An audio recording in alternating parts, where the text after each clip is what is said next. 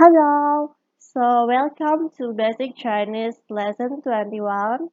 And in this lesson, we want to continue learning about foods. So we will learn something new. But before we start, let's review first what we learned from Lesson 20. So here we have 奶酪、面包、巧克力、鸡汤、肉丝、海南鸡饭、蛋糕、酸奶.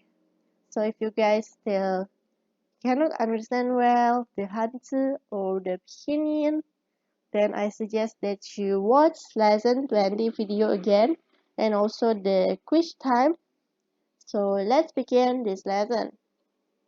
Here we have 6 new vocabulary to learn. We have 桌子、椅子、沙发、被子、枕头、闹钟。So let's read after me, guys. 桌子、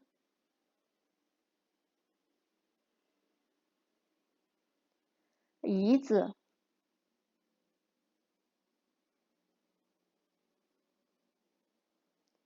沙发、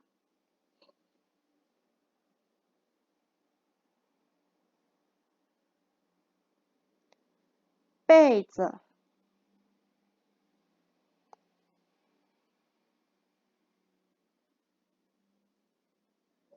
枕头、闹钟。So this time let's read together. 桌子、椅子、沙发、被子、枕头、闹钟。So 桌子 is a table. 椅子 is a chair. 沙发 is a sofa. So it's quite similar with the English version here. 被子 is quilt. 枕头 is pillow. 闹钟 is alarm clock. So I'll read it for you one more time. 桌子、椅子、沙发、被子、枕头、闹钟。So in this next slide, we will learn 2 more words. So we have 钢笔 and 铅笔. So let's read together, guys. 钢笔、铅笔. So if you guys notice here, we have the same 笔, and here we also have 笔.